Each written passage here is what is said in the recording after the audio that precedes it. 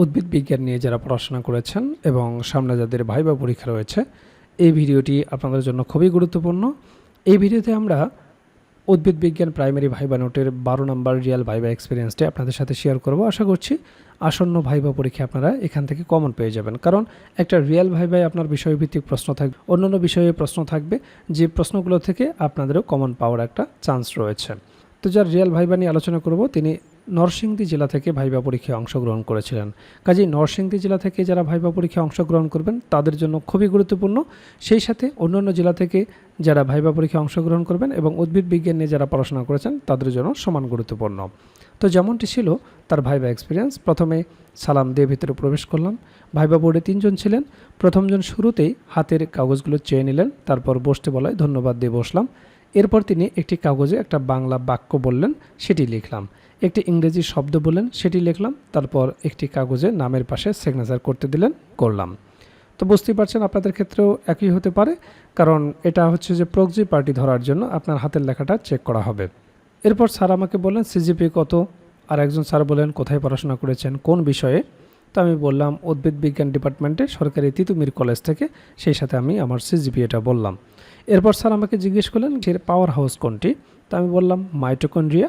এরপর স্যার আমাকে জিজ্ঞেস করলেন কোষে ক্রোমোজোম কয়টা থাকে। তো আমি বললাম স্যার এটা তো উদ্ভিদ আর প্রাণী ভেদে ডিফারেন্ট হয়ে থাকে। তো স্যার তখন বললেন মানুষেরটাই বলেন। তো আমি বললাম মানুষের ক্ষেত্রে 46টি। আরেকজন স্যার বললেন কয় জোড়া হয়, মানে জোড়াই কত হয়। তখন আমি বললাম 23 জোড়া। এরপর স্যার বললেন সবগুলো কি একই রকমের। তো আমি বললাম জি না স্যার, 22 জোড়া অটোজোম আর 1 জোড়া সেক্স ক্রোমোজোম। এ পর্যায়ে আরেকজন স্যার আমাকে জিজ্ঞেস করলেন ক্লোরোফিল কেন থাকে উদ্ভিদে। তা আমি বললাম সবুজ উদ্ভিদের খাদ্য তৈরির জন্য ক্লোরোফিল প্রয়োজন, এই জন্য থাকে। স্যার এবার বললেন না থাকলে হবে না। তো আমি বললাম জি না স্যার, খাদ্য তৈরিতে ক্লোরোফিলের উপস্থিতি অবশ্যই লাগবে। স্যার এবার আমাকে জিজ্ঞেস করলেন আচ্ছা কোষ বিভাজন কয় প্রকার। তো আমি বললাম ছোটরা পড়লে 2 প্রকার, তবে একটু বড় হয়ে আমরা 3 প্রকার পড়েছি, অ্যামাইটোসিস, মাইটোসিস আর মিওসিস। তো স্যার আমাকে বলেন ঠিক আছে, এগুলো ওই স্যারকে বুঝান, স্কুলে বাচ্চাদেরকে যেভাবে বুঝাবেন। তো আমি বললাম স্যার আমি কি দাঁড়িয়ে বুঝাবো। তো স্যার বললেন না না, বসেই বলেন। তো আমি বলার চেষ্টা করলাম মাইটোসিস কোষ বিভাজন হয় দেহকোষে। এই যে আমরা লম্বা হই, বড় হই বা হাত পা কেটে গেলে যে আবার সেটি ঠিক হয়ে যায়, এটাই মাইটোসিস কোষ বিভাজনের জন্য হয়ে থাকে। এখানে কোষ বিভাজনের পর সংখ্যা দ্বিগুণ হয়ে যায়। আমার কথার মাঝে তৃতীয় স্যার ইন্টারাপ্ট করলেন এবং তিনি বললেন কি মিওসিসে কয়গুণ হয়। তখন আমি বললাম স্যার মিওসিসে হাফ হাফ মিলে 1 জোড়ায় হয়, বাড়েও না কমেও না। মাইটোসিসে দ্বিগুণ হয়, এটা আবার দ্বিতীয় স্যারকেও বুঝাইয়া বললাম। সেই সাথে XX এবং XY এর কাহিনিটাও বললাম। স্যার বেশ মজা পাচ্ছিলেন, মনে হচ্ছিল উনি সত্যিই আমার স্টুডেন্ট, আর আমিও সেভাবেই উপস্থাপন করছিলাম। তো বিষয়টি মাথায় রাখবেন, ভাইবা বোর্ডে অনেক সময় আপনাকে ডেমো ক্লাস নিতে হতে পারে, আপনাকে কোনো একটা টপিক বলতে পারে এটি বাচ্চাদেরকে যেভাবে বুঝাবেন আমাদেরকে বুঝান, তখন আপনি স্যারদেরকে ঠিক শিক্ষার্থীদের মতোই ট্রিট করবেন, ঠিক আছে। মনে করবেন যে ঠিক আপনি একটা ক্লাস নিচ্ছেন। এরপর স্যার আমাকে জিজ্ঞেস করলেন প্রসেদন কী।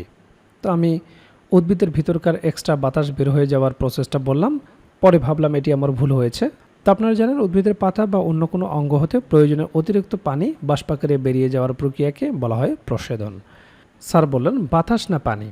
তো আমি বললাম ওহো স্যার পানি সম্ভবত, মানে তিনি যে প্রথমে ভুল করেছিলেন, বাতাস না এটা পানি হবে। এরপর স্যার বললেন আচ্ছা অক্সিজেনের প্রয়োজনীয়তা ক্লাসের বাচ্চাদের কেমনে বুঝাবেন। আমি বললাম স্যার অক্সিজেনের প্রয়োজনীয়তার তো শেষ নেই, আমরা যে শ্বাস নেই অক্সিজেনই নেই, অক্সিজেন ছাড়া আমরা বাঁচতে পারবো না।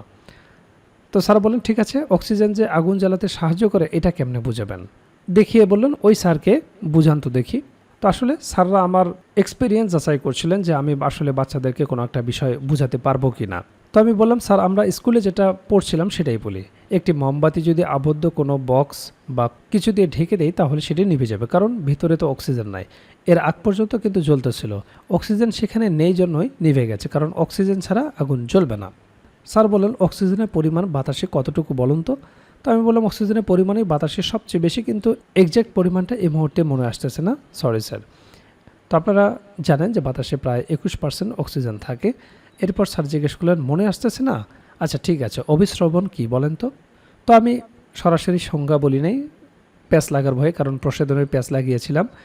তো আমি একটু উদাহরণ দিয়ে স্যারদেরকে বোঝানোর চেষ্টা করলাম যে স্যার কোনো আলু যদি শরবতে বা ধরেন চিনির পানি ডুবিয়ে রাখি বা চিনির পানিতে ডুবিয়ে রাখি তাহলে এটার মধ্যে পানি ঢুকবে, একটু ফুলে উঠবে। এটাই অভিস্রবণের কারণে হয়।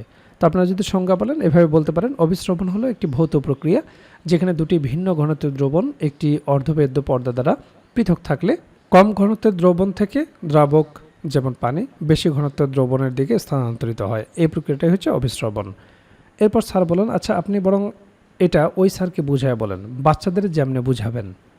অবস্থা কিন্তু খারাপ। পরপর কয়েকটা ডেমো কিন্তু তার হয়ে গেছে। তো বলতে পারেন, ধরেন আমরা প্রথমে একটা চিনির দ্রবণ নেব, তারপর আলু স্লাইস করে ডুবায় রাখবো, একটু পর দেখা যাবে এগুলো পানি ঢুকে ফুলে গেছে। কিশমিশ নিলেও তাই হবে। এমনিতে তো কিশমিশ চুপসায় থাকে, মানে কেমন যেন একটা কুচকায় থাকে না, ভিজায় রাখলে একটু পর ফুলে উঠবে। স্যার বললেন, চিনির পানি কেন, এমনি পানি হবে না? তো আমি একেবারে থতমত খেয়ে গেলাম। স্যারকে বললাম, স্যার দ্রবণ হওয়া লাগবে, না হলে হবে না। তখন স্যার বললেন, আচ্ছা পাতা কাণ্ড এসব কিছু নাই, কিন্তু ক্লোরোফিল আছে, এমন একটা উদ্ভিদের নাম বলেন তো। তো আনমনেই বলে ফেলছিলাম, স্যার ছত্রাক। তখন উনি বললেন ছত্রাক। আমি বললাম, না না স্যার, এটা শৈবাল হবে, শৈবাল। তখন স্যার বললেন, আচ্ছা ক্লোরোফিল ছাড়াও তো হয় অনেক উদ্ভিদ, ওগুলি কেন? তো আমি বললাম, স্যার যাদের লিউকোপ্লাস্ট থাকে তারা হয় সাদা, আবার ক্রোমোপ্লাস্টের কারণে হয় লাল নীল, যেমন নীল অপরাজিতা। আচ্ছা বলেন যে সালোক সংশ্লেষণ প্রক্রিয়ার শেষে প্রধান উপাদানটা কি? তো আমি বললাম শর্করা। স্যার বলেন, ঠিক আছে যান তাহলে। আরেকজন স্যার বলেন, এই নেন আপনার কাগজপত্র, এগুলো সব নিয়ে যান। আমি মাথা নিচু করে সব কাগজ গুছিয়ে চলে আসার সময় তিনজনকে আলাদা আলাদা করে সালাম দিচ্ছিলাম। তখন তৃতীয় স্যার আবার প্রশ্ন করেন, আপনি কি কোথাও চাকরি করেন এখন? তাই আমি বললাম, জি না স্যার। স্যার বলেন, আচ্ছা ওই দরজা দিয়ে যাবেন। তো আপনারা দেখলেন ভাইবা বোর্ডে কী ধরনের প্রশ্নগুলো জিজ্ঞেস করা হয়, কোন কোন বিষয় থেকে প্রশ্ন জিজ্ঞেস করা হয়। আর এই বিষয়গুলো নিয়েই আমরা তৈরি করেছি প্রাইমারি ভাইবার জন্য কমপ্লিট একটা প্যাকেজ, যে প্যাকেজে আপনার বিষয়ভিত্তিক ভাইবা প্রশ্নোত্তর থাকবে, একেবারে রিয়েল ভাইবার আলোকে বিষয়ভিত্তিক নোটটি তৈরি করা হয়েছে, যেখানে বিগত বছরে যে রিয়েল ভাইবাগুলো হয়েছে তা সুন্দরভাবে সমাধান করে দেওয়া হয়েছে। সেই রিয়েল ভাইবাগুলোও যদি আপনারা ভালো মতো দেখে যান, সেখান থেকেই বেশিরভাগ প্রশ্ন আপনারা কমন পেয়ে যাবেন। এছাড়াও আপনারা জানেন যে ডিপার্টমেন্টে আপনি ভাইবা দিতে যাবেন, সেই ডিপার্টমেন্ট সম্পর্কে অবশ্যই আপনাকে প্রশ্ন জিজ্ঞেস করতে পারে। তো সেই বিষয় সম্পর্কে একটা ভাইবা নোট থাকবে, প্রাইমারি সম্পর্কিত একটা ভাইবা নোট থাকবে। প্রাইমারি ভাইবাই অবশ্যই আপনাকে অনুবাদ জিজ্ঞেস করবে, অনুবাদের উপর একটা ভাইবা নোট থাকবে, যেগুলো প্র্যাকটিস করে গেলেই যথেষ্ট। এরপর আপনার নিজ জেলা সম্পর্কে অবশ্যই আপনাকে দু একটি প্রশ্ন জিজ্ঞেস করতে পারে। আপনার জেলা কেন বিখ্যাত, আপনার জেলা দর্শনীয় স্থান কি, আপনার জেলার নামকরণ ইতিহাস কি, বিখ্যাত খাবার কি, ভাষা ও সংস্কৃতি সম্পর্কে জিজ্ঞেস করতে পারে, মুক্তিযুদ্ধে কী অবদান রেখেছিল, নানাবিধ গুরুত্বপূর্ণ প্রশ্ন থেকে আপনাকে দু চারটি প্রশ্ন জিজ্ঞেস করতে পারে। তো সে সম্পর্কিত আপনার জেলার ওপর সুন্দর একটা সাজানো গোছানো নোট থাকবে। এছাড়াও 1947 থেকে শুরু করে বর্তমান সমসাময়িক পর্যন্ত গুরুত্বপূর্ণ বিষয়ের উপর যে সমস্ত প্রশ্নগুলো আপনাকে জিজ্ঞেস করতে পারে, সেই বিষয়গুলো নিয়ে সুন্দরভাবে সাজানো গোছানো একটা সাধারণ জ্ঞান ভাইবা নোট থাকবে। এছাড়াও আপনারা জানেন যে প্রাইমারি ভাইবা বোর্ডে বাংলা ব্যাকরণ এবং সাহিত্য অংশ থেকে বেসিক কিছু প্রশ্ন জিজ্ঞেস করে থাকে, সে বিষয়ে একটি ভাইবা নোট থাকবে। এছাড়াও গণিতের একটি বেসিক ভাইবা নোট থাকবে। আপনারা জানেন যে পাটিগণিত, বীজগণিত এবং জ্যামিতি অংশ থেকে কিছু বেসিক প্রশ্ন জিজ্ঞেস করা হয়। যেহেতু আপনি প্রাইমারির শিক্ষকতা করবেন, একেবারে বেসিক জিনিসগুলো যদি আপনি না বলতে পারেন তাহলে চাকরি পাওয়াটা আপনার জন্য দুষ্কর হয়ে যাবে। কাজেই ভাইবা পরীক্ষায় আপনি যত ভালো করবেন আপনার চাকরি পাওয়ার সম্ভাবনা তত বেড়ে যাবে। কাজেই যারা প্রাইমারি ভাইবার জন্য গুছিয়ে কার্যকর একটা প্রস্তুতি নিতে চান, আমাদের ভাইবা প্যাকেজটি দ্রুত সংগ্রহ করুন। ইতিমধ্যে অনেক প্রার্থী আমাদের কাছ থেকে ভাইবা প্রার্থী সংগ্রহ করেছেন, তারা প্রস্তুতি শুরু করে দিয়েছেন। এখনও যারা প্রস্তুতি গুছিয়ে নিতে পারেন না, স্ক্রিনে দেওয়া হোয়াটসঅ্যাপ নাম্বারে যোগাযোগ করে আমাদের কাছ থেকে প্রাইমারির এই ভাইবা প্যাকেজটি সংগ্রহ করতে পারেন। প্যাকেজটি আপনারা দুইভাবে নিতে পারবেন, আপনারা হার্ড কপি নিতে পারবেন কুরিয়ারের মাধ্যমে, এছাড়াও পিডিএফ প্যাকেজ আপনারা নিতে পারবেন। কাজেই দেরি না করে দ্রুত স্ক্রিনে দেওয়া হোয়াটসঅ্যাপ নাম্বারে যোগাযোগ করে প্যাকেজটি সংগ্রহ করুন।